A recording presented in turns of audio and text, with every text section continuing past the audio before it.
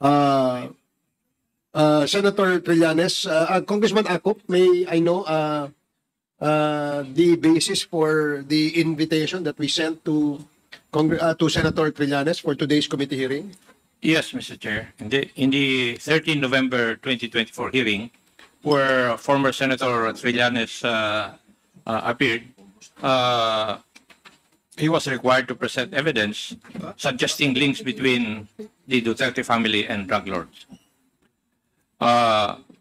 He was also required to provide additional evidence related to Pidigong's alleged involvement in the drug trade, and to present documents purported to show money trails linked to drug proceeds, and details on the various cases filed by the Honorable former Senator Trillanes, including plunder and illegal drug smuggling charges. And last but not the least, Mr. Chair, bank documents linked to former President Duterte. Thank you, Mr. Chair. Thank you, Congressman Akop. I just would like to ask Senator Trillanes, how many minutes is your presentation, more or less? Mr. Chairman, I think it would last more or less an hour, isang oras po. Pero ito po, makukumpleto yung picture. Papakilala ko po yung mga players, yung mga key members ng Duterte Drug Syndicate, Mr. Chairman, at yung kanilang mga linkages. So I think para mas maintindihan po ng mga members ng Quadcom at ng ating sambayanan. Sige po, ganito na lang po ang ating kakayos. You will be showing names, no? Yes. And yes, what we will probably do is maybe if a member wishes to ask question on a certain personality, we can stop for a while so that questions will be asked. And then once questions are finished, then we can proceed with the para hindi ho tayo para klaro rin ho kasi if you make a long presentation, baka ma-miss out yung ibang details that the members would like to ask. I submit, Mr. Chairman. Okay, thank you, Senator. So, Comsec, can you please assist Senator Trillanes? Yes. Mr. Chairman, ang purpose itong presentation na to is to shatter the false narrative ni Mr. Duterte na kaya siya nag-war on drugs dahil seryoso siyang galit sa illegal na droga. But based on what I will be presenting, papakita rito na kaya siya nag-war on drugs para ma-eliminate ang competition and at the same time matakot ang iba't ibang investigative agencies para maproteksyonan niya ang kanyang sariling drug cartel, Mr. Chairman. So ito po, no? This is the Duterte Drug Syndicate. Ito pong first video, kinuha ko po dito po sa interview ni Ginoong Las Cañas, doon po kay Christian Esguerra. Ano po ito? Mga 11 minutes po ito, pero diniscuss niya kung in-establish niya yung credentials niya para makikita natin kung bakit niya nalalaman yung nalalaman po niya. So, paano po ba kayo na-involve sa DDS dito sa tinatawag na Davao Death Squad? How much time did you spend there? Ganito po ang istorya ng personal ko na buhay. Noong 1980, nag-apply ko ng police sa Davao City Police Department, noong araw. And then 1982, April 16, na-appoint ako as a patrolman sa Davao Metropolitan Police District or Metro Discom. Then by 1988, by 1988, nung na-appoint ito si Mayor. Hello, Christian? Opo, sir. I'm listening. Okay. Noong 1988, nang ma-appoint si Duterte as Vice Mayor, and then naghanap siya ng mga bodyguard. So isa ako sa na-recommend ni Denver Police Captain Ernesto Magasait na isa sa kanya mga bodyguard driver. Hanggang sa na-elect siya as mayor, kung hindi ko nagkamali, 1988, hindi nag-umpisa ang Double Death Squad. Nung pinatawag kami ni Mayor Duterte, siya pang leader ng Mayor's Unit. And then it was a change later into the heinous crime task force. Mga 8 kami na personnel ng heinous crime task force ang inutusan personal ni Mayor Rodrigo Roa Duterte na mag-conduct kami ng extrajudicial killings sa mga suspected shabu users and pushers using the style of riding in tandem. And then siya mismo nagbigay sa amin ng mga motor, nagbigay sa amin ng mga four wheels ng mga sasakyan, armas, and then allowance. Dito talagang napasubo ang buong buhay ko. Pumatay kami ng maraming tao at tumanggap kami ng maraming pera galing mismo personal kay Mayor Rody Duterte. Then sometimes sa kanyang bodyguard driver na si SPO4 Sunny Bilaventura, and ito si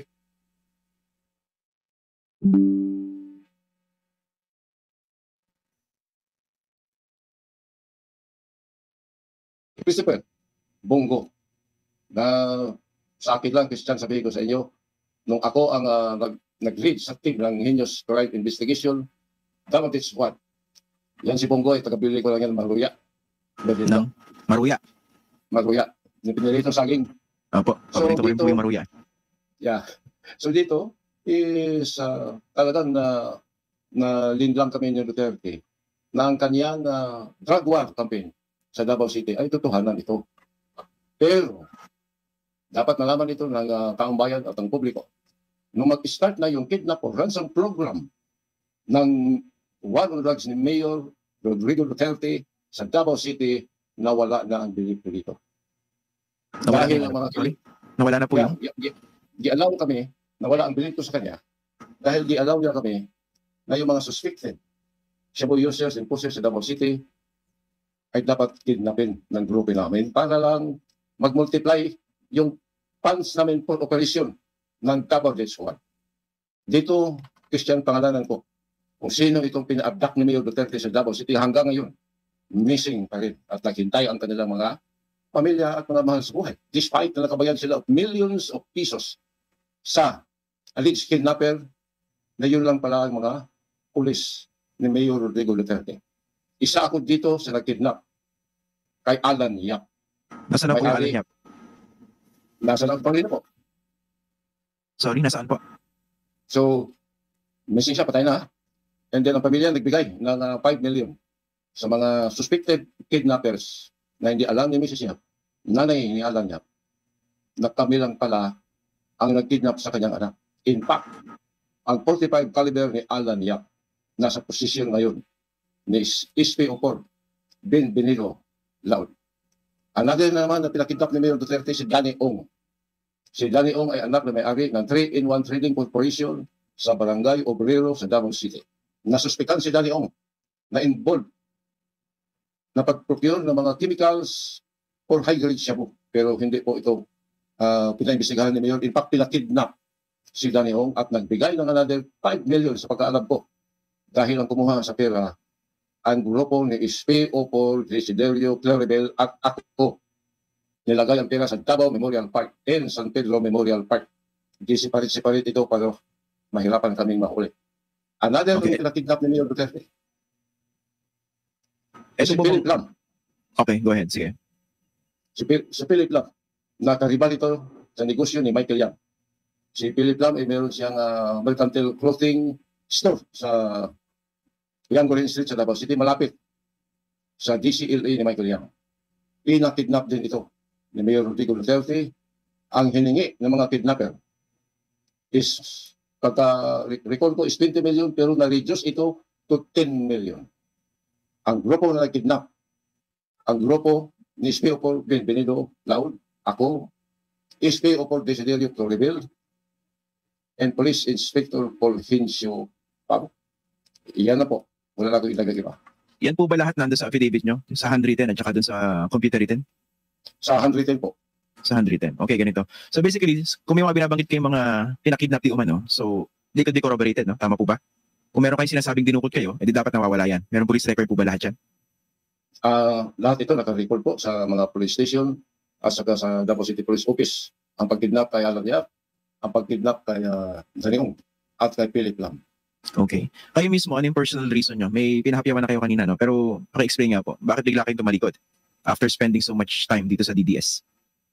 Dahil nung nadiskubrihan ni then Police Captain Asierto, yung Davao Shabu Laboratory sa Dumoy Toril, Davao City ay lalong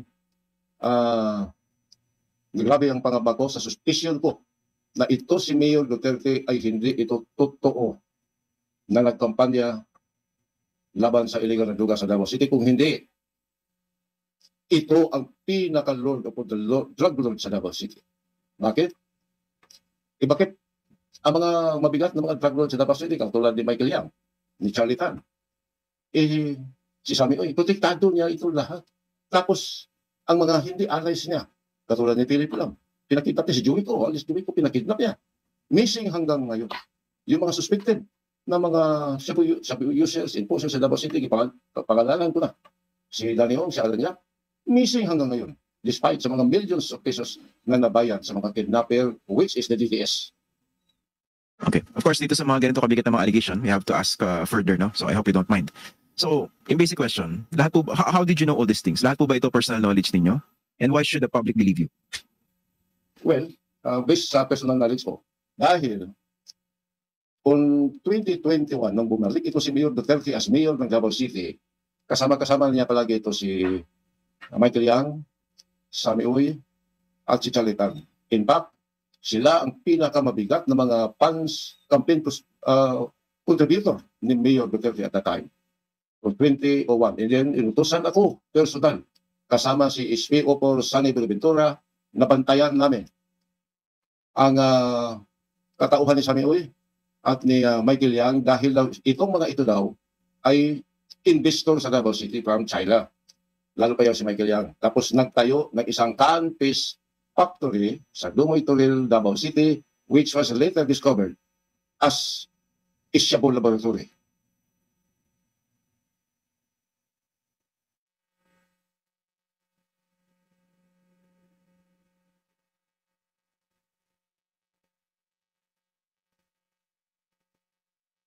Paano po ba kayo na-involve sa DDS dito sa tinatawag na Davao Death Squad? How much time did you spend there? Ganito ba ang istorya ng personal ko na Is there any chance, sir, na pwede nyo ma-divulge?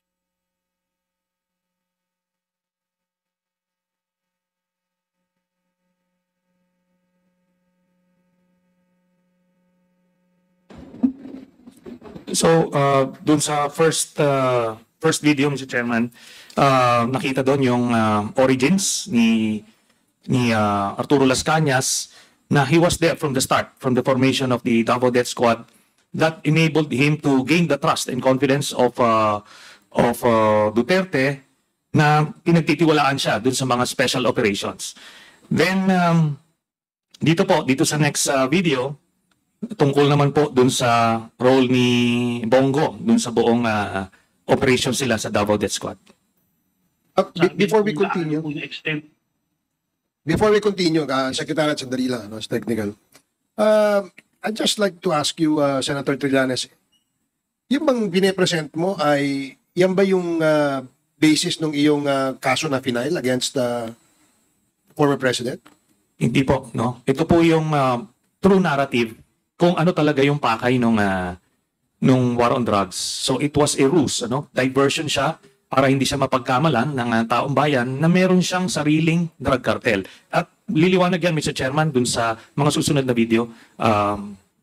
Sige po. With your sige, indulgence. thank you. Sige, Secretariat, can you assist again? Possible involvement po ni Senator Bongo bilang aid po at talagang kanang kamay po ni President Duterte from the Davao Death Squad killings to the drug wars, sir. Well, si Bongo po ang nag-provide sa amin ng mga personal information data ng Land Transportation Office sa mga target personalities na pinapapatay ni Mayor Rodrigo Duterte at binababa ito kay SP Posani at kay Bongo. Para for sure na ang mga death squad katulad ng grupo namin sa Heinous Crime Investigation Section Davao Death Squad na makuha talaga namin ang target is kumukuha si Bongo ng personal identification data dito kay Mr. De Guzman ng Land Transportation Office of Davao City. Ito kompleto po sa detalye kung saan nakatira ang target, anong sasakyan ang gamit niya, at anong kulay ng sasakyan. So, matagal namin ito po ginagawa nung start ng Davao Death Squad, kaya maraming casualty. Isa dito pangalan po na binigay sa akin ni Bongo latest lang yung pagpatay kay Christopher Yu. At meron pa isa na anak siya ng isang engineer na may-ari ng security agency sa Davao City na si Bongo rin ang nagpapatay. Nagbigay siya ng personal information data sa target na tao na ito at napatay ito ng Davao Death Squad. Yan ang papel ni Bongo at dapat malaman ito ng taong bayan. So masasabi po natin na ginagamit po ni Bongo yung influence sa Davao, and then ni Mayor, may basbas po ni Mayor, obvious po na meron pong basbas ni Mayor Duterte yun. So in other words, pag ginagamit nila yung position nila to get those information from LTO and then gamitin Yes. po for sa ano? Yes, in fact, yung si E.D. de Guzman, ginawa niya ngayong regional director ng Central Luzon. Ordinary lang yan na employee ng Land Transportation Office. Kaya I have the very confidential access sa mga confidential records ng mga tao kung sino yung kumukuha ng mga lisensya at nalagay sila sa death list ni Mayor Rodrigo Duterte. Kadalasan po sa kanila, patay. Isa yun, si Mr. Opsimar. Latest yun na binigay ni Bongo sa team ko. At napatay na baril ni Medina si Mr. Opsimar dahil nasundan namin ang kanyang sasakyan at alam namin kung saan siya.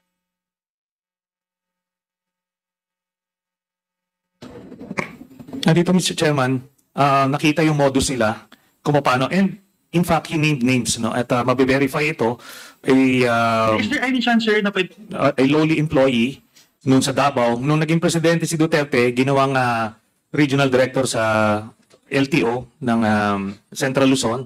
Similar dun sa mga modus yan, kina Garma, pagka meron kang pine-perform ng mga tasks, pinopromote regardless of their level of competence. Sige, Mr. Chair. Hindi nyo ma-divulge sa amin kung gaano. Next video. Yan. Kamakailan po, Mr. Las Cañas, ay nagkaroon po kayo ng interview kay Ginoong Antonio Montalban ng Vera Files, kung saan po nabanggit muna si former President Duterte ay Lord of all drug lords. Paano mo nasabi ito? Dragon. Yeah, kasi ang lahat ng mga drug lords sa Davao City ay personal ko pong kakilala at ito po ay mga allies po ni Rodrigo Duterte. Kung hindi po kayo allies ni Rodrigo Duterte, hindi kayo pwedeng magtira sa Davao City dahil talagang ipapatay niya kayo. So, hanggang ngayon, buhay pa po si Michael Yang, Charlie Tan, Sammy Oy, and Pulong Duterte. Yun po ang masasabi ko. At yung ibang karibal niyang drug lords, katulad ni Mayor Agong Corrino, ay pinapapatay na niya. Sure naman niya lahat. Kaya siya ang pinaka-lords of all the drug lords ng hindi lang Southern Philippines, maybe the entire Philippines. Gamit po yung mga networks nyo na nagbibigay sa inyo ng mga impormasyon. Tingin nyo ba tuloy pa rin ang operasyon nitong mga nabanggit mong pangalan, mga personalidad, hinggil sa illegal drugs? Yes po, sa Davao City po at Davao Region. Sino pa pong involved? Ang tingin nyo, bukod sa nabanggit ng pangalan, si dating Pangulong Rodrigo Duterte, Michael Yang, Sammy Uy at Charlie Tan, Yes. meron pa po bang iba? Siyempre po, sa mga hangay ng kapulisan, lalo pa si Chris Campbell, Wilkins Villanueva, na nagbibigay sa kanya ng mga pangalan, bogus na mga pangalan, target personalities ko sa kanyang bogus na war on drugs, sa kanyang death list. At isa pa, siyempre, si Police Colonel, na ngayon na 5-star Senator Ronald Bato de la Ruz, na involved yan siya.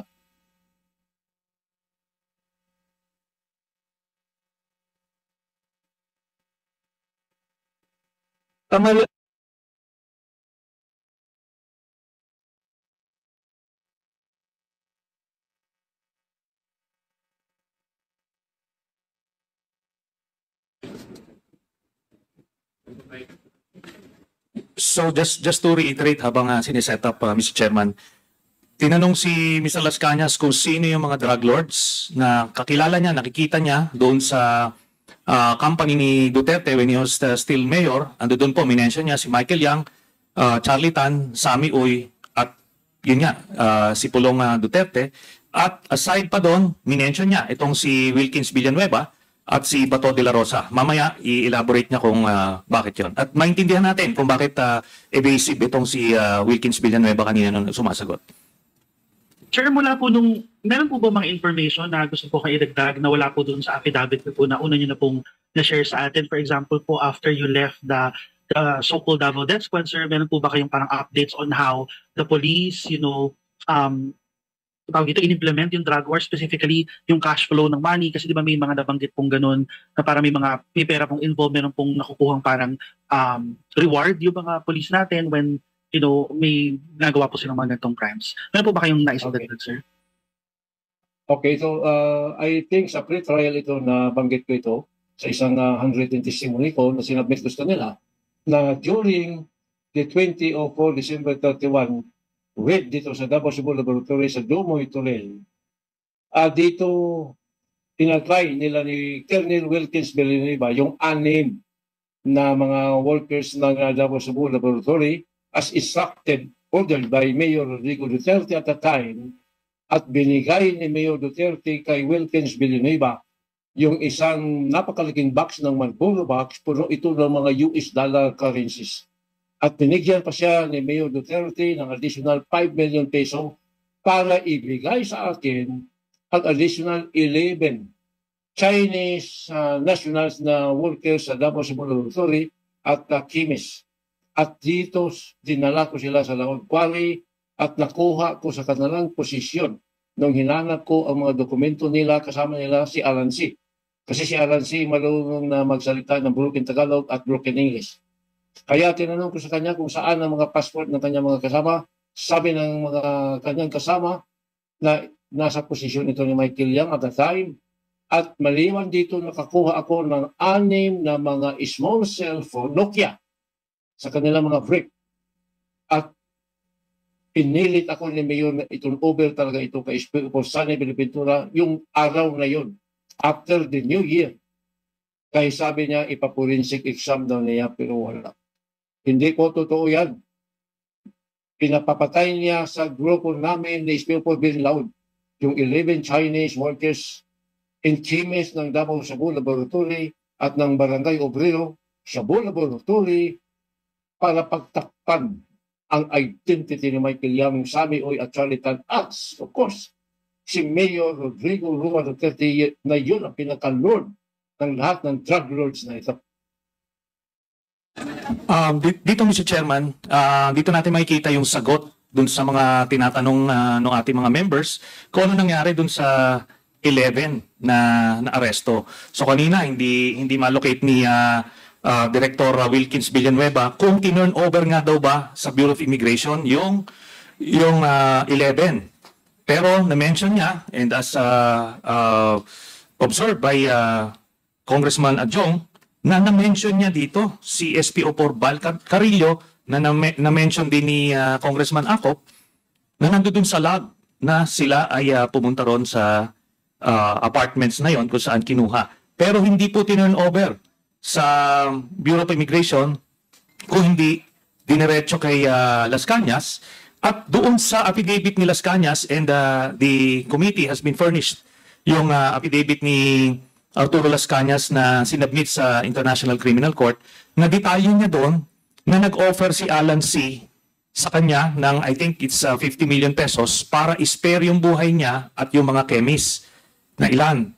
Ngayon, ni-report niya ito kay Duterte pero binigyan siya ng instructions na patayin lahat at siya na raw ang bahala magbigay sa kanila ng corresponding reward. So siya mismo ang kumalabit ng gatilyo, 11 yung pinatay niya. Tandang-tanda niya yun. One thing about Mr. Las Cañas, meron siyang photographic memory. It's just unfortunate na hindi natin siya ma-access ngayon dahil siya at sila Edgar Matubato ay nasa ICC Witness Protection Program na. Ngayon, dito, ang sinabi niya rito na itong si Wilkins Villanueva ay pagkahuli nila ng 11, tina-turn over sa kanya. Tapos ngayon, di ba ang nakalagay ngayon dun sa records ng Bureau of Immigration, meron supposed to be na-detain. Ngayon, ano ang ginawa nila Duterte? Paano nila na-clear yung mga nakadetain na yon? Andito po yan sa next slide. Next slide, please. Sir, mula po. So, ito po, yung news article na kung saan nakalagay, Duterte facilitates release of 8 Chinese citizens. Alam niyo po itong news article na to sa Philstar, nung naging presidente si Duterte a few months into his administration, tinanggal nila ito sa kanilang website. Hindi ma-access ito. We were fortunate na na-download namin ito at eventually nahanap namin sa archive. Pinatanggal nila ito para ma-explain kung saan na napunta. Kaya ito, release. Ito po yan, ano? Babasahin ko lang yung first few paragraphs. 8 of 10 Chinese nationals arrested January 10, a day after the Shabu Laboratory afternoon, were released thanks to Mayor Rodrigo Duterte who facilitated their release. Ang sabi ni Duterte, ang reason niya, it's in the spirit of the Chinese New Year and for humanitarian reasons that I am seeking their release. Yun. Ganun po ang pinilabas niya. Mr. Chair, Yes, Ms. if I may Mr. interrupt Chairman. Senator Trillanes, may we just be enlightened why the date of this publication is February 10, 2006? Yes. So lumalabas dito, Mr. Chairman, na kailangan nilang linisin yung or itay yung loose ends na yon kasi on record sinabi nila tinurn over nila sa Bureau of Immigration. Kaso nga pinatay na. So supposed to be ano doon pa rin. Kaya para malinis yung or matay yung loose end na yon, pinalabas kunyari, naglabi siya na i-release ito out of humanitarian reasons. Humanitarian reasons pa kung ginamit pa, yung pala, pinapatay niya na. Tapos, pagka cross-match niyo po yung 8 pangalan dyan, doon po lalabas doon sa 11 na list na missing. Pero dito, nagkabuhol-bahol na sila ng numero dahil technically sa listahan ng Bureau of Immigration, meron pang 3. Kasi ang dineclare nila 11 tapos ang nakasulat nga sa logbook 13. Nagkabuhol-buhol na eh. Kaya talagang meron meron pong mananagot at may pipiyok dyan sa Mr. Chair. Bureau of Immigration. With all due respect, Yes, Ms. can we Ms. at least cross-match those 8 names as against the 13 names Yes. which are born in the logbook of the Honorable ACOP? Comsec, please. Opo. So, ginawa na po namin yan earlier dun sa list mismo nito ni Director Wilkins Villanueva. So, 2 po, nag-match eksakto. Then may 4, kasama yung parents ni Alan C. Same sound. Kumbaga kasi it's a Chinese name. Pero, ando doon siya, nagko-cross-match siya. So, ano po ito, no? If matutuloy po yung pag-supina ng mga records at yung mga opisyales doon sa Bureau of Immigration, ilalabas po doon na walang tinurn over itong si Wilkins Villanueva kasi nagpatotoo na ho si Arturo Las Cañas na sa kanya tinurn over nung tao ni Wilkins Villanueva na si Val Carrillo. So, yun po ang nangyari dito at documented ho ito si Duterte mismo ang naglabi nung release nila kunyari para lang maging consistent dun sa storya nila na nirelease kunok yung mga Chinese. Then Senator Trillanes, yes, so what you want to tell us is this Chinese nationals were released sometime after New Year, but the publication was made on February of 2006. Ganito po, as related by Arturo Las Cañas, nagkaroon ng initial raid dun sa Shabu Laboratory, 6 patay, then nag-follow up raid sila dun sa apartments, may nakuha silang 11. Tapos on that same night, tinurn over na kina Las Cañas at binigyan siya ng instructions to kill them all. Bakit? Kasi natatakot siya na mag-spill the beans. Kasi nga, nagbo-volunteer na itong si Alan C., binabribe na siya ng 50 million na sasabihin niya kung saan. At in fact, inamin niya na doon kaninang interview na yung mga passports nila ay hawak ni Michael Yang. Tapos sinumbong ito ni Las Cañas kay Duterte, lalo nang na-alarma siya at kailangan niyang mawala yung mga loose ends na yan. Kaya pinapatay niya. That same night, Mr. Chairman. Pero nakasulat dun sa kanilang alibay, tinurn over nila sa Bureau of Immigration. Kaya they needed to come up with another story na pinarelease nila eventually February na. Pero wala na sila by then. Mr. Chairman. Senator, can we double check if the date that is indicated is really February 2006, COMSEC? Medyo it's quite hard it's February. It's February, ma'am. February 10. 2006. February 10, no. February 10 of 2005. 2000 That's the date of the publication. to 2005, Mr. Chairman. Na-mention po ba dun sa publication yung actual date ng release in the spirit of New Year? Ito po, no? Davao City. 8 of 10 Chinese nationals arrested last January 1, a day after a Shabu laboratory was busted here, were freed last Tuesday afternoon. Thanks to Mayor Rodrigo Duterte who facilitated their release. Then, ang sabi niya, it is in the spirit of the Chinese New Year and for humanitarian reasons that I am seeking their release. So yun po ang ginamit. Did it indicate the actual date of release? That's Tuesday kung i-check natin sa calendar itong February 10, First week of 2005. February. Yes, thereabouts yun. Yun yung claim ng press release. Yes. But ako, based dun sa testimony at sa interview ni Ms. Las Cañas at dun sa cross-matching ng names, ito yung mga pinatay nila. Kaso nga, kagaya nga nung hindi sinasabi ng taga Bureau of Immigration, hindi niya alam about the 11. He's not ready to admit na tinurn over sa amin yan. Kasi alam niyang wala dahil pinapatay na nila. So yun yung nangyari dito, Mr. Chairman.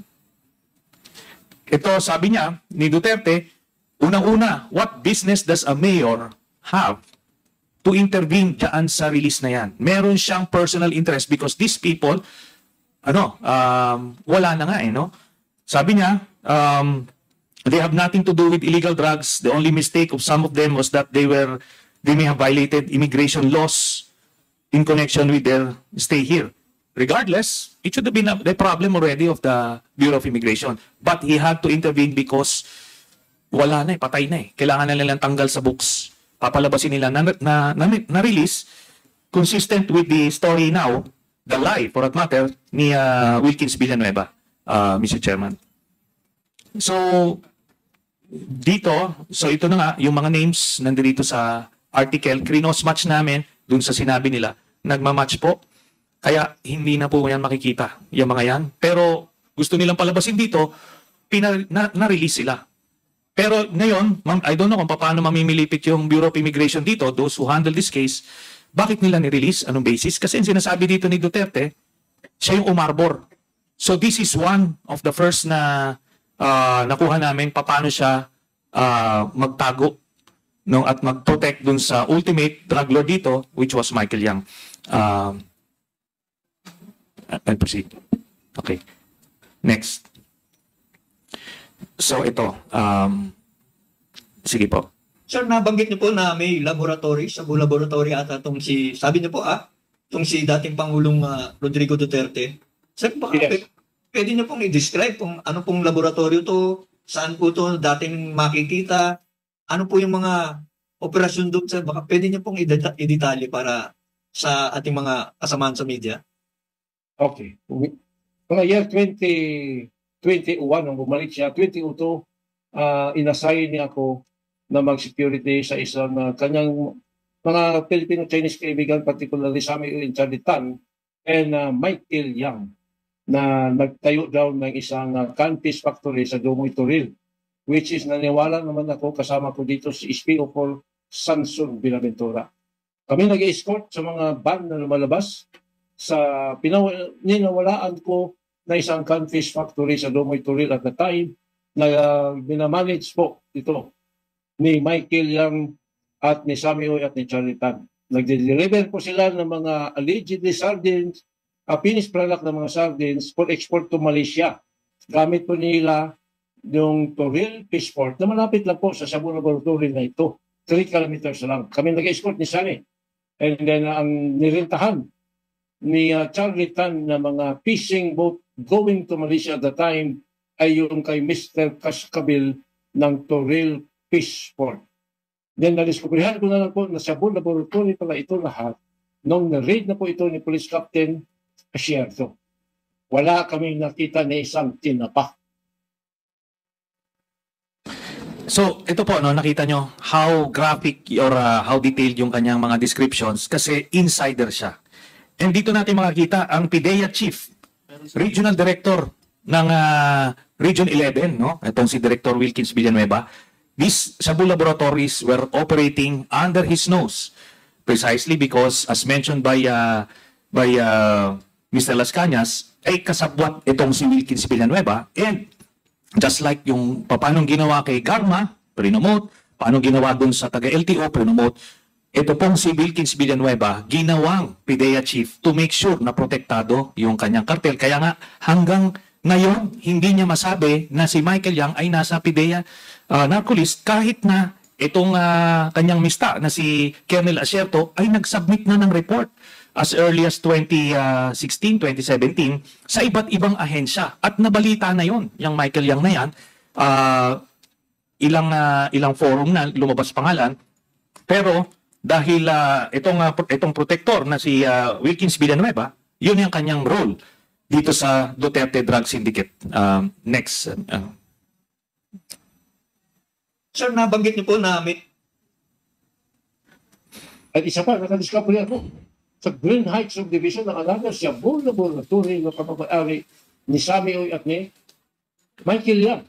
Anong ginawa ni Mayor Rodrigo Roa Duterte? Pinagpapatay ang mga construction worker sa grupo ng SPO4 Bienvenido Laud in the presence of Sammy Uy and a Filipino-Chinese woman. I only name her as Miss X. Si Duterte walang ginawa. Mag-apply ko ng search warrant doon, kaya huhulihin ko na sana ito. Pero anong ginawa ni Duterte? Gimisread kami. 3 Shabu laboratory ang nadiskubrihan sa Davao City during his mayorship. So ito no, pagka meron silang natutumbok na Shabu laboratory, according to Mr. Las Cañas, mag-a-apply sila ng search warrant at ire-report nila kay Mr. Duterte. And ang ginagawa ni Duterte, tinitimbrehan niya yung mga drug lords, sila Michael Yang, sila Sammy Uy, para walang maaabutan doon itong sina Las Cañas. Tapos yung mga informant niya na yung 11 construction workers, yun ang pinapatay. Tapos dyan sa affidavit na yan ni Mr. Las Cañas, sinabi niya na binilin sa kanya ni Duterte na makikinig kayo sa instructions ni Sammy Uy. So parang that is his way na to declare to everyone na tao ko to, wag niyong gagalawin ito. Ginawa na rin yan eventually, mamaya papakita natin dun sa case ni Michael Yang. Next. ano daw pong kaugnayan itong si Mayor Paruino sa mga Duterte sa kanilang mga iligal na gawain? Yes. Si Mayor Aldo Paruino ang in-charge ng Northern na operasyon ng kapatid ni Michael Yang na mayroong Cebu Laboratory ito sa Osamis. Si Mayor Duterte naman ang in-charge dito sa Southern Mindanao, dito sa mga Cebu Laboratory ni Michael Yang, Sammy Roy at Chalitan.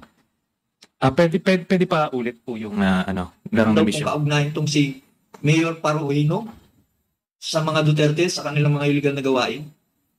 Yes. Si Mayor Aldo Paruino ang in-charge ng Northern na operasyon ng kapatid ni Michael Yang na mayroong Cebu Laboratory ito sa Osamis. Si Mayor Duterte naman ang in-charge dito sa Southern Mindanao, dito sa mga Cebu Laboratory ni Michael Yang, Sammy Roy at Chalitan. Okay, dito po sa video na ito, dito sa tanong na yon, sinabi niya ang relationship ni Paruhinog at ni Duterte at the time, nung mayor pa lang si Duterte, ay yung Northern Mindanao ang in charge ay sa distribution ay si Paruhinog, na ang drug lord partner ay yung si Tony Yang, yung kapatid ni Michael Yang. Tapos sa Southern Mindanao, si Michael Yang, Sammy Oy at Chalitan, yun naman ang kanilang mga kapartner dito sa Southern Mindanao. Para yung distribution ay hindi sila nag-overlap. Next. Ando doon po yan, doon sa 186 pages na affidavit ni Mr. Las Cañas. So ando doon lahat yan. So, isa-isahin po natin yung mga personalities na minention ni Mr. Las Cañas.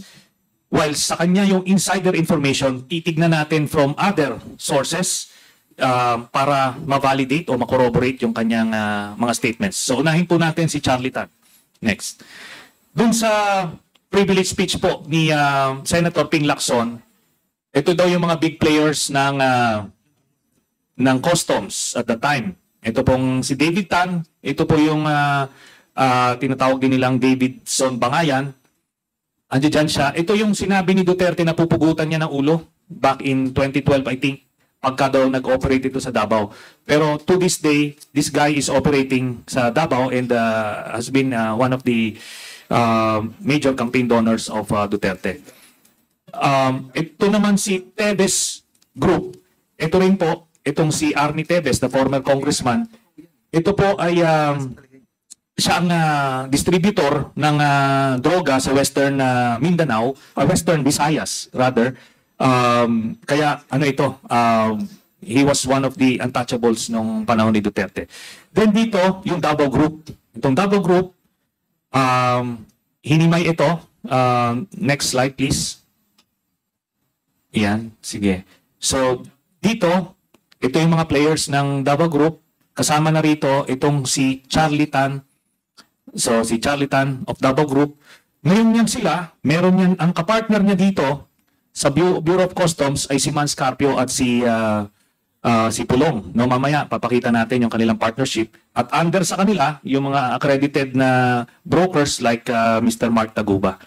Sige, next. So, in-extract lang namin from one of the statements ni Las Cañas na itong si Charlie Tan, next, naka-underline yan. So, si Charlie Tan daw, according kay Tulong, ay kinargahan yung kanyang container van ng illegal drugs. So, next slide, please.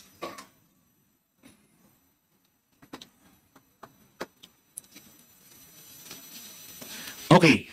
Punta po tayo dito sa 6.4 billion worth of shabu.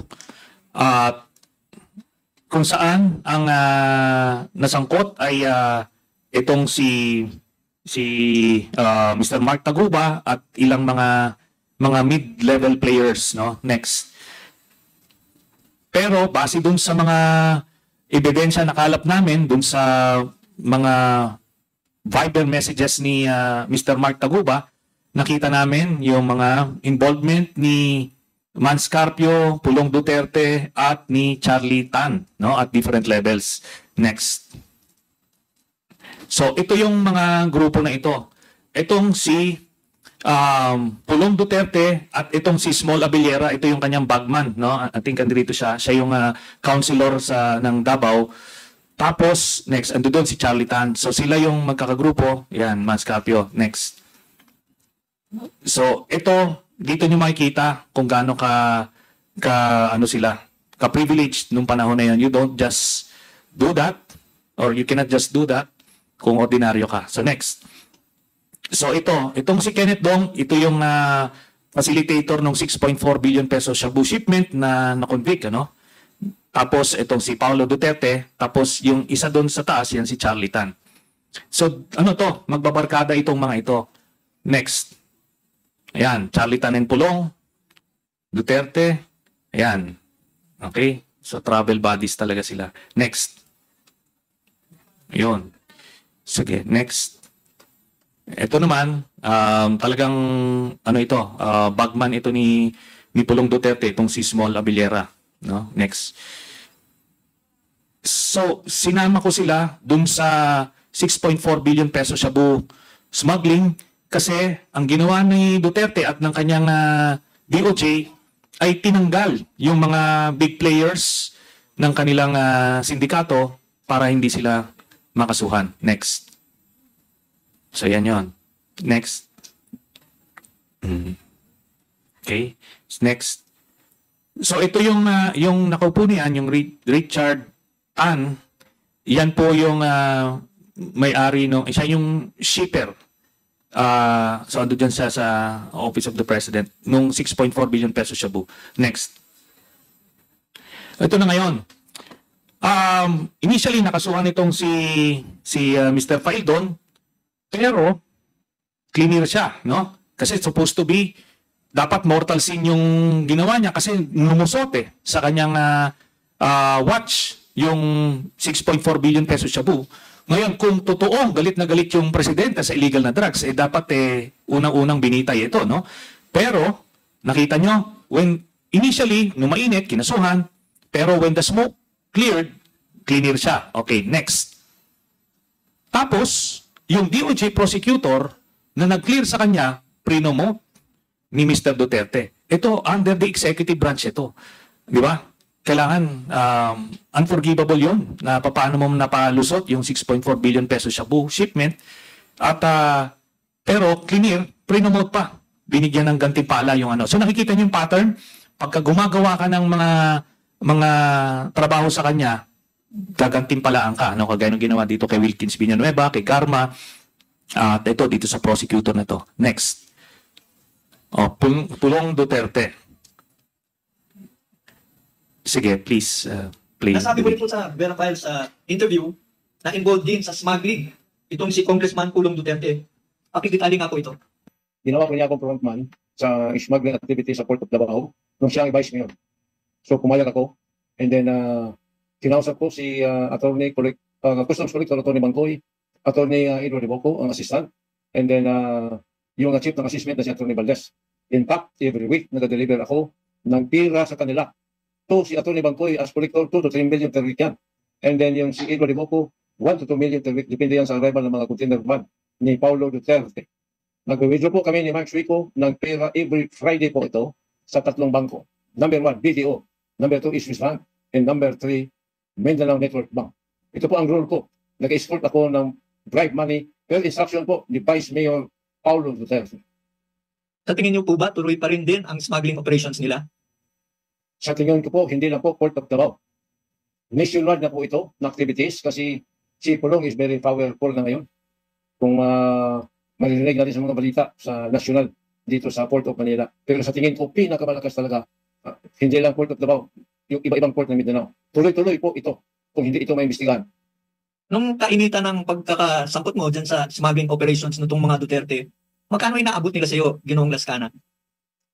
Actually, inaalaw ni Pulong na mabigyan ako ng 50 to 75,000 pesos per week. Kasi ang trabaho ko is mag-escort lang. Si Collector Bangkoy is 2 to 3, more or less, million peso. And then yung assistant niya. And then yung si Attorney Valdez ng assessment, si Colonel Albano ng Customs Intelligence ng Davao. Nag-deliver kami ni Mark Suico, more or less, mga 1 million peso per week. Ito every Friday, kasama yung kanyang secretary na si Ma'am Eunice. At hindi lang yan. Binibigyan ko rin si Colonel Kapuyan, ng isa. Nakasama ko ako nag-escort ng Mark na 500,000 pesos more or less per week. And then, Tubato de la Rosa na ako mismo nagbibigay ng 50,000 peso per week. Depende sa arrival ng mga containers, pati si Royina, Karma, na si Mike Swick po ang nagbibigay dito. Kay Pulong Duterte is pinadeliver sa akin ni Mike. Sometimes during Saturday morning, na meron siyang share na I think, kung hindi ko nagkamali, mga 150,000 or more. So 350,000 per week lang ang kang Pulong. Pero I doubt it that it is true. But ako nag-deliver sa kanya per week. Mr. Lascana, meron po kayong mga binanggit na pangalan na mukhang hindi po pamilyar sa amin. Ano po ba sila? Mga pulis, militar, negosyante, or mga criminal syndicates po? Yeah. Military, si Colonel Kapuyan ay isang colonel ng Intelligence Service ng Armed Forces of the Philippines. Si Bato de la Rosa naman na siyang Chief of Police ng Davao City at the time. At si Royina Garman naman ay siyang Chief of Police ng Santa Ana Police Station and Saksa Police Station kung saan na meron siyang jurisdictional operation sa Port of Davao. Yan po, pagka-recall ko.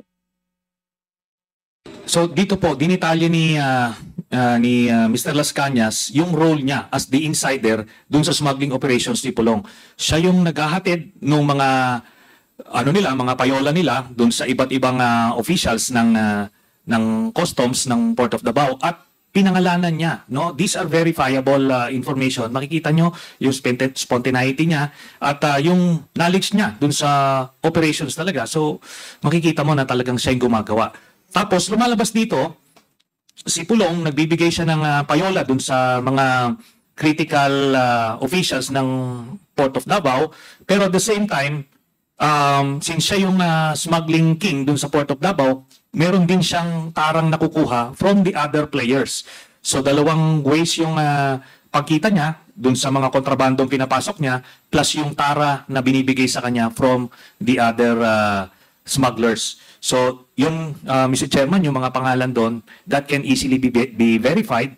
At itong na-mention niya na si Colonel Kapuyan na binibigyan niya na taga-ISAP din, eventually lumabas ito dito sa 6.4 billion pesos shabu shipment na ang code name niya ay Big Brother, no? So naka-engage siya nito ni Mr. Mark Taguba. So ito na, may pinanggagalingan sila, nagsimula sila sa Davao and nung naging presidente si Duterte, dito na sa buong Pilipinas. Next. Nasabi mo rin po sa So ito, ilang mga headlines kung saan talagang alam na, no? As early as I think this is 2016, yan. Ayan. Tapos ito, the Sir Davos of Davao. Sir Davos, ito yung sa Game of Thrones na smuggler, no? Na character. So siya yon. Next. Ayan, involvement in Davao, smuggling operations in Davao. So ito naman, from the, ano to, Philippine Anti-Smuggling Group. Ayan. Presidential Anti-Smuggling Group. So smuggling activities in Davao City, ni Paulo Duterte. So meron siyang kapartner, itong Glenn Escandor. So meron siyang report, may mga dero siya na ganito. So next. Ito may NBI report din siya. Subject alleged smuggling activities intelligence report. So ayan, sila pa rin, Glenn Escandor and Paulo Duterte, a big time syndicate that is engaged in smuggling activities. So this nung ano pa lang, hindi pa presidente si Duterte. Incidentally, itong mga dossier na ito, ang nagbigay sa akin ito ay si late Speaker Prospero Nograles, no. So yan, apparently, and dinalidate namin ito, talagang meron siyang ganyan report. Next. Okay, sige, please. totoo rin po ba na membro daw ng Chinese Triad? Ito po yung drug syndicate na international po yan. Itong si Congressman Pulong Duterte. Totoo po yan. Dahil nung personal kami nakausap, kinubalan ko siya sa lodge namin sa Mason kasi pumasok siya at gusto siya magpa-initiate. Part of the initiation, yung hubalan ka. Nung nakita ko ang kanyang napakalaking tattoo, katulad sa tattoo ito ni Michael Yang. Ngayon tinanong ko sa kanya bakit siya nagpatato. Sabi niya, bro, ako ay honorary member ng Samgor Triad Group. Sa paano niyo po ma-describe yung relationship nitong Charlie Tan at Sammy Uy, Michael Yang kay dating Pangulong Duterte? Ano po yung pagkakaugnayan nila? Pagkaalam ko nung nakabalik si Mayor Rodrigo Duterte noong 2001, palagi sila nag-meeting sa Hotel Elena. Itong mga triad na ito, kasama si Mayor Duterte, si Michael Yang, si Sammy Uy, si Charlie Tan. At minsan si Alan din nakikita ko yan.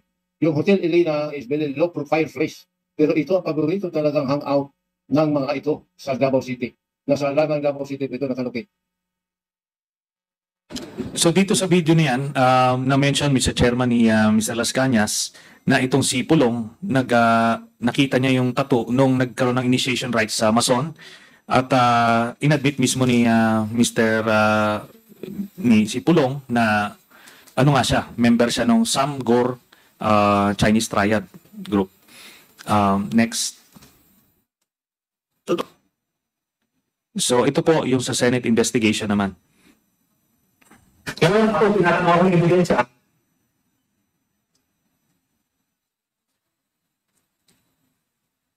Ang ebidensya po ng membership ng triad, yung tattoo mismo, kasi meron siyang sacred digits. Ngayon, kung willing, itong si Vice Mayor Duterte, ay i-picture natin, tapos papadala natin sa USDA, dito, tuloy na naman. No way. Oh, no. Mr. Chairman, no way. Okay. So, makikita niyo, bakit? Wala naman yung tattoo na yan eh. Di ba? Ano naman yung ibibigay niya yung picture sa amin? We can ask decided at times to accompany you. Kung ano naman sa likod, bibigyan natin yung picture sa USDA, pag malikod. Kung saan section ka. Are you willing to do that? No, Mr. Chair. Bakit naman? Kung wala kang tinatago, kung tattoo lang naman dyan sa ano yan, tinagawa mo kung saan, you should not be afraid na may mapafind out dyan. Vice Mayor. I already answered the question, Mr. Chair. So dito nakita natin back in 2017 kung paano niya talagang binabantayan yung tattoo na yan. Kasi hindi rin niya pwedeng mabura yan because according sa mga traditions or rules ng Chinese triad, pag dinis-own mo sila, by doing that, hahantingin ka nila. So yan po. Next, please.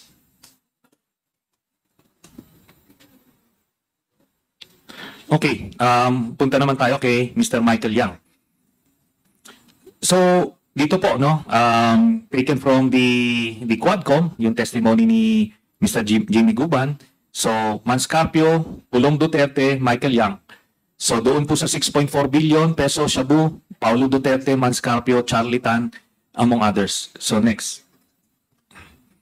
Ito po yung report ni Colonel Asierto na nakita na natin. Next. So, dito po, ginawa niya ng diagram, link diagram. Itong si Michael Yang, kung paano siya na-involved dito sa drug cartel. At itong report na ito ay sinubmit sa iba't ibang officials ng Duterte administration, hoping itong si Colonel Asierto na na kumaga matimbrihan si Duterte na baka hindi niya alam na drug lord itong close supporter niya, no? Nagbigay siya nito kina Secretary Guevara, Medialdea, kina Pedea Aquino, Bato de la Rosa. So lahat binigyan. Ngayon, ano ang reaction ni Duterte nung nalaman niya na may ganitong report? Next.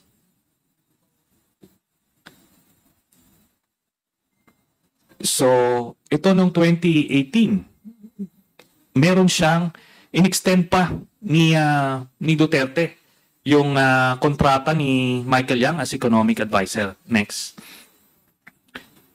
So, ito yung kanyang slide, backlist. Iyan yung kanyang official calling card, presidential economic advisor. So, itong report na ito, pinasa ito sa PIDEA head dati na si Director Aquino, pero nung nakaupo na itong si Director Wilkins Villanueva, wala ulit, tinanggal ulit ang pangalan. Kasi dapat, may report na, hindi pwedeng parang malinis siya na citizen. Pero ginagawa ni Wilkins Villanueva yung kanyang role, which is to protect yung drug syndicate. Next. So ito naman si Nicanor Paildon, na customs official, ninong niya itong ninong nung anak niya, si Michael Yang, tsaka si Duterte.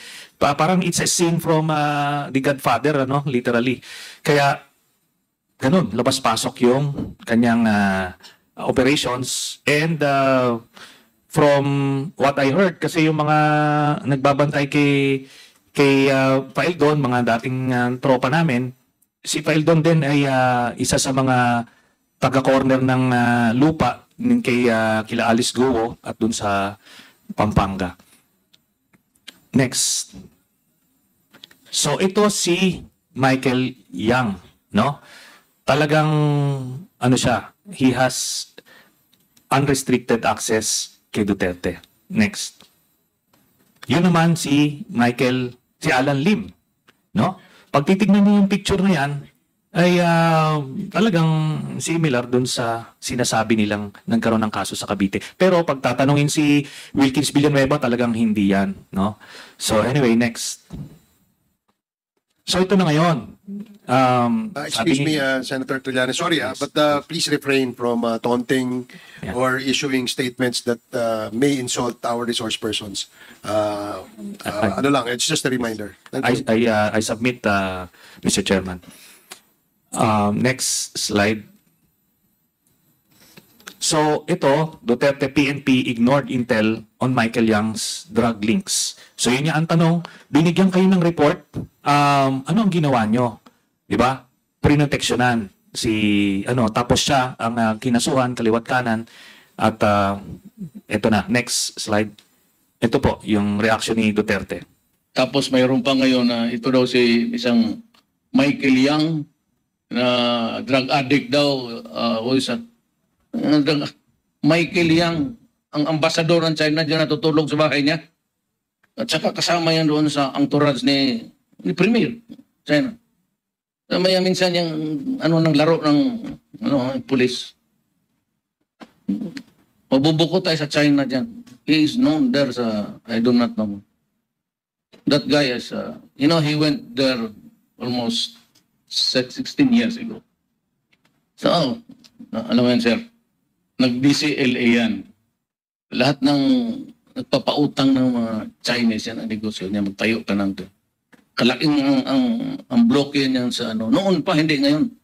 Isang bloke sa Davao, binili niya lahat. Kanya na yung lahat, puro department store. Pumunta yan siya sa Davao, sir. Nag-command conference kami, si Sid pa noon, tapin niya. Lumapit siya, di ba si command conference, sabi ko kaya sa kanya na, sabi niya, kung gusto ba niya magpasok ako ng mga negosyante. Sabi ko, tapos dala-dala niya yung dalawang bayong na cellphone para consignment lang. Talagang naghirap yan. And he became close to the kaya kapag nandyan yan siya. I hindi ko talaga alam ang laro niya na. It could be, sabihin mo, drug addict, drug push. Ngayon lang yan, may nilabas na dosena na sierto will expose them. Go ahead, sabi ko. And you'd be surprised. Bukuhin ka ng Chinese government yan. Kasama-kasama palagi. Kasama-kasama palagi ni Ambassador Xiao. Hindi mo rin maloko yan. Military yan eh. Yung ambassador natin, military yan. China. Corruption. Bagay dyan sa droga. Di, lahat na lang. Pero ngayon lang yan lumalabas nila yung si Michael Yang. Pero ang totoo niyan, sir, yung DCLA ng Davao kanya yan. Marami yan sila. Then the investors came. Puro tapos nag-divert sa Turil. Ngayon, nandoon na sa Makilala. Doon na, pumasok na yung the typical Chinese store. Pero sabihin mo, yung Michael Yang lalabas ni Sir. Oo, hindi yan totoo. Okay, dito natin makikita kung paano mag-protect si Duterte ng mga kasama doon nga doon sa sindikato niya, no? Talagang vina-vouch niya personally. Ang signal niya dito sa law enforcement agencies na do not touch this guy, tao ko yan. Parang pinoproteksyon na niya, ina-arbor niya. Pero may na-mention siya doon, di ba, na sa Turil, yung isang negosyo, which as mentioned by Mr. Duterte, yung Turil, yung sa Dumoy, ay yung catfish factory na eventually yung pala ay Shabu Laboratory. It may be a slip of the tongue, but anyway, ano na yun. We got more direct testimonies. Sige, next, please. Tapos mayroon pa ngayon. So, ito, isang article, sabi ni Duterte to police and military, why is Asierto still alive? Bakit siya gigil na gigil kay Asierto? No?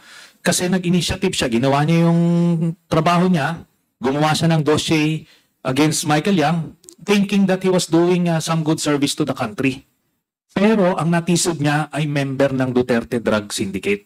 Kaya kailangan maproteksyonan yung identity na yon at sirain yung gumawa ng intelligence report. Next. Well, ito lang yung sa, I think, yung sa... Naalala niyo pa ba? Nung lahat tayo nagdurusa ng pandemic. Meanwhile, yung mga paboritong contractor ni Duterte na kumita, nakabili pa ng mansyon sa Dubai. Diyan, mismo, sa property na yan. Cheers the tea. Matagal nung magkakilala sina Duterte at Michael Yang. In fact, bago pa man maging Pangulo si Duterte, nakabisita na siya sa Xiamen, sa isa sa mga opisina ni Yang. At noong 2017, si Yang naman ang pumunta sa Davao.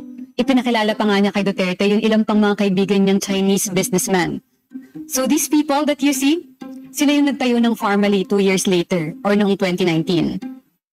And as you can remember, noong tinamaan na tayo ng pandemic noong 2020, itong Pharmally, kahit wala pang 1 milyon yung kapital, 8 billion pesos agad yung kontrata mula sa PSDBM. Care of another Davao guy, yung dating tao ni Senator Bongo, si Lloyd Christopher Lau. Ang may kontrol ng pera ng Pharmally, si Lin Weixiong alias Alan Lin.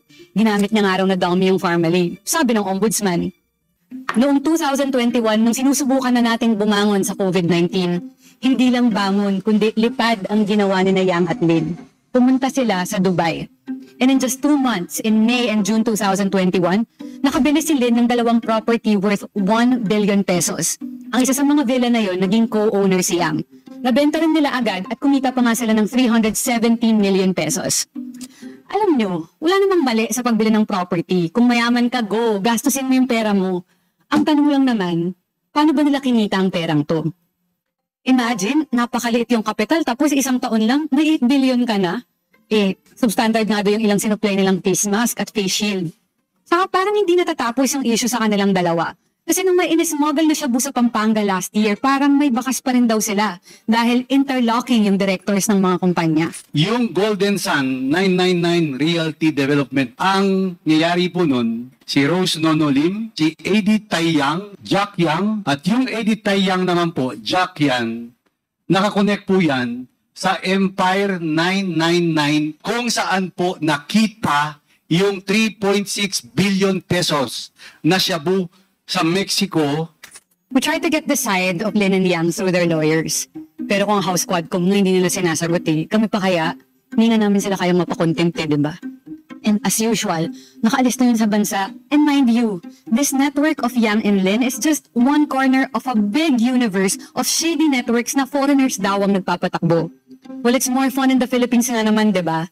Pero ikaw, kaya mo pa ba? Throw mo tayo sa chat app. Download mo na yan. That's your Inside Track this week. I am Lian Buan and join us again next time for more tea.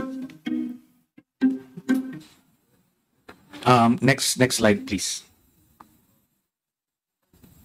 Okay, ito na yung third or fourth player, si Mr. Sammy Uy. Next. Itong si Sammy Uy ay na-declare na isa sa top donors ni Mr. Duterte noong 2016 elections. Next. Ayan, si Sammy Uy. No? Okay, next. So, ito na. I presented it the last time. Ito yung mga na-uncover namin dun sa bank documents na nakuha ko back in 2016. So, nandito po yung distribution niya.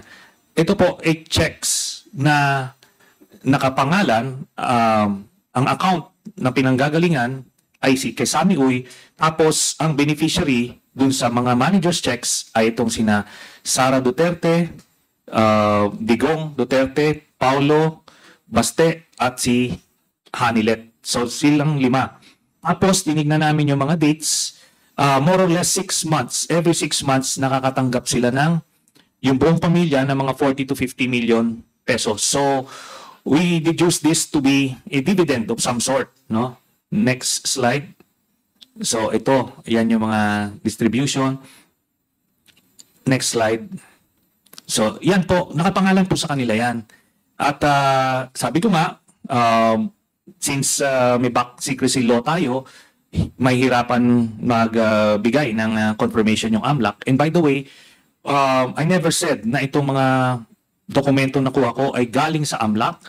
However, mamaya lalabas dyan, ang contents ng aking nakuhang dokumento are the same as the ones na nakuha nila sa AMLAC. Next. Ito po yung admission ni Duterte. I can explain very well, legit explanation. But hindi naman ganun pala. And kasi uwi ako ng Davao Monday. Sabi kasi ni Trillanes, nandoon siya, I requested, mas mabuti daw yung abogado mag-appear sa akin, hindi we can explain fully, hindi naman siya, but less than 200 million. Hindi naman ganun kalaki. Pero magkano po lahat? Hindi ko alam eh. Sabi ko, gusto ko buksan ngayon. Wala kang opisina pala. So, nung unang lumabas yung dininay ng spokesman niyo, then the following day you admit, ano po masabi niyo? Kasi walang account na 200, a little lesser than 200 million. So how come yesterday you said thousands and not reach million? Naka-observe before that you said Hindi ko kasi paano yung ang zero, it's either may zero ba o walang zero. Nalito kayo, sir? Nalito sa zero? Oo, ang bilyon mga pinag-usapan. Sir, now you're confirming that those deposits are real. Yes. Ang sinabi ko, wala akong deposito na ganun kalaki. Hindi ko sinabi na wala akong, I mean, I'm not said it in a different way. Hindi naman akong dito ng ganun malaki. Kaya nag-usap nila ako. Bakit hindi yun na ilagay sa salin? As of yun. Wala na, ginastos ko na. Happy ako. Pilit sila, less than. Sir, are you accepting Trillanes challenge, sir? Yung sinabi mong dito yung Monday? Okay, ay di ako makapunta. Because siyempre yung Davao. Si Panelo na, si Sal Panelo will be there because he is my legal counsel. No, pa? I told him out. I told him Panelo. They know. Yes, open. When, sir? For Attorney Panelo. For Attorney Panelo. No, when did you call the bank today? Today. To open it on Monday. To open it on Monday.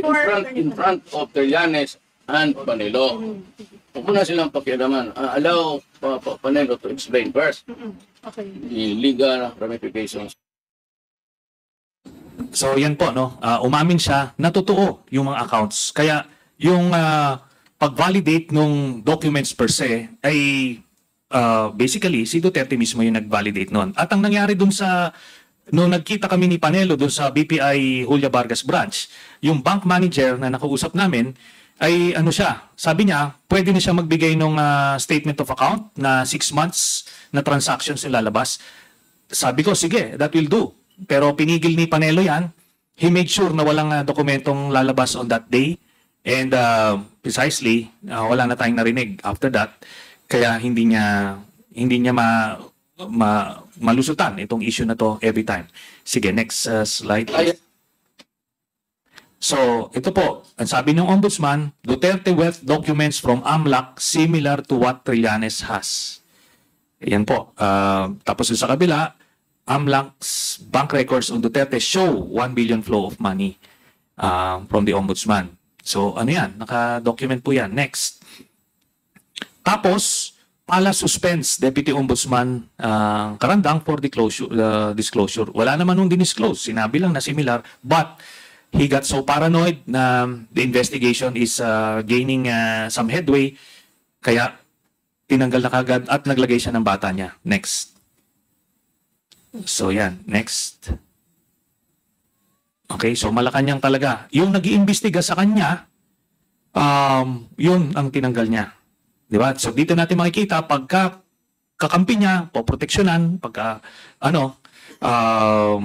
kalaban or against his interest, kagaya ni Asierto at ni Karandang, ay hinaharas. Next. So, doon lang po, no? Doon sa, isingit ko lang, doon sa BPI branch, na yung fund manager ni Mr. Duterte, eventually ginawa niyang SSS president, no? Yung doon sa BPI branch na yon. So again, the pattern is there. Pag gumawa ka ng mga special operations, ipopromote ka. Biruin nyo from a, not even a branch manager doon sa BPI, Julia Vargas, ginawang SSS president. So ganun siya ka-rewarded because parte siya na nagtatago ng pondo ni Duterte. Okay, next si Peter Lim. So, ito po, pakinggan natin. In your capacity as PNP chief, can you rattle off kung sino yung pinakang malalaking drug lord at drug protector dito sa Pilipinas, Luzon, Visayas, Mindanao? Unang-una, Your Honor, ang pinakamalaki nasa loob ng Bilibid. Sumunod,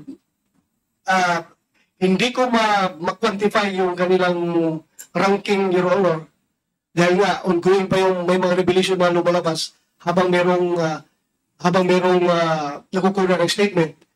Now, just like this morning, nag-surrender sa akin si Lovely Impal Adam, yung in-incriminate ni Kerwin. Meron naman sa mga additional information na sinasabi.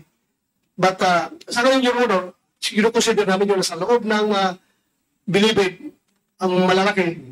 Kasama na dyan yung si Peter Lim ng Cebu, na sinasabi mo na hindi nahabol. So, dyan po, sinabi niya mismo na one of the biggest drug lords sa Pilipinas at that time, 2016, ay si Peter Lim of Cebu. Next slide. Pero ito ngayon ang koneksyon ni Duterte kay Peter Lim. Next. Ito, nung siya ay na-mention na nga, this was the height of Tokhang. Nagpapataya na yung mga suspected drug pushers, mga addicts. Pero itong biggest drug lord ay binigyan ng audience ni Duterte. No? Binigyan niya ng audience. Pas titignan nyo, at the office of the PDEA Region 11, no? Davao City. So baka dito yan kay ano. Next. So, ito na naman. State prosecutors dismiss Raps versus Peter Lim and Kerwin Espinosa. So, clear. Next. Pero, nung pagkalabas ni Peter Lim sa NBI, biglang ni-restore para mahuli ulit si Kerwin Espinosa. So, nakita nyo, unang finailan silang dalawa, pero dinismiss, kunyari, sa kanilang dalawa, pero immediately ni-restore yung kay Kerwin Espinosa pagkalabas ni Peter Lim. Sige, next. Tapos, again, prinomote yung DOJ prosecutor who cleared Peter Lim. Di ba? Dito, maliwanag na sa amin at that time that he was protecting a special group of people nung mga panahon na yon. Ito yung mga miyembro ng kanyang Duterte drug syndicate. Next. So ito, ikukuha ko lang yung mga previous na nung pinoprofile na namin siya, inimbisiga namin siya, we came across with this. No? Next. December 11, 2009. So merong cocaine, Davao City. Next. Sige, next. So ito, ginagawang transshipment yung Davao City, yung Port of Davao, galing Malaysia, ginagawa ron Davao City, then tinatransport. This, according to our information, ito yung mga panahon na merong partnership or collaboration itong Duterte Drug Syndicate with some Mexican drug cartels kasi gusto nilang ikutan na kasi well-guarded na yung Mexican border, kaya ibang ruta yung ginagawa nila. So, pagpasok dito sa Pilipinas, tinatanggal yung mga ukay-ukay, then sisiksikan ng saging para diretso sa either US or Canada. Next. So, March 24, 2014. Ito, medyo interesting ito. Next. Kasi merong nakita na mga bricks ng cocaine dun sa loob ng container van. No? So, transshipment, pumasok, pinalitan yung ukay-ukay, nilagyan ng nakita ng mga trabahante yung mga cocaine bricks, kinuha nila. Next. So, kinuha nila, ang naiwan lang 24 cocaine bars. No? So, next. Tapos, next please. Ngayon, itong si Mr. Duterte, out of the blue, nag-offer siya ng reward ng 100,000 pesos for every missing cocaine brick. No? 13 specific sila. No? PDEA Region 11 ulit ito. Siguro, pa rin. Ito pa rin si Director Wilkins ito. Alam nila na 64 cocaine bricks yung total. Paano mo malalaman yon? Na yun ang total na diniliber. Kaya, namang problema si Duterte at the time kasi itong Mexican cartels, pagka napuriki mo yung kanilang shipment, mananagot ka. Kaya, he went to that extent. Imagine, mayor ito ng Davao City, dapat you should let the law enforcement agencies do their thing. Pero hindi. Kailangan niyang hanapin yun at otherwise mananagot siya. So, next. So, sige, next. So, eventually, nakuha nila lahat. So, na yan? Nailabas din nila. Next. Next. Sige, next. Okay. So, ito, consistent transshipment, siya. Kaso nahuhuli siya because yung USDA, meron silang information. Next. Next. Tapos, ito yan. Nung panahon ni Duterte, nung kaupo niya, talagang they ran after the different Shabu laboratories. Binasag nila lahat yon kasi yun yung local supplier. Then, so when they were done, na basag nila lahat, kaya din pinapatay yung mga chemists sa loob ng mga kulungan para wala nang gagawa ng ng shabu at nung natapos yon, ito na, pumapasok na yung bulto-bulto record-breaking importations. Next. So yan, yung 4.3 billion. Next. Yung 6.8 billion. Next. Ito pa. Nung sabi nung shabu, nung PIDEA, na may shabu yung magnetic lifters, itong si Duterte, ay sabi niya, pure speculation lang yon. Bakit? Kasi kay Michael Yang na shipment ito, itong mga magnetic lifters. So, next. Ayan. So, kahit yung mga K9, sinabi na drugs yun, sabi ni Duterte, hindi yan drugs. Sige, next. So, 11 billion. Next. 1.8 billion. 5.1 billion sa Bulacan. So, ito lahat ng mga record-breaking shipments, may isang pangalan from DPDEA. Kung sino ang nasa likod nito, hindi nila masabi. Tuloy-tuloy ito. Tapos, itong mga nahuhuli, kunyari, eventually, nare-recycle, kaya umabot, nagkaroon ng yung 990 kilos na shabu na inimbestigahan din ng Quadcom. So, that's all, Mr. Chairman. Okay, salamat, Senator Trillanes. Now, we have a list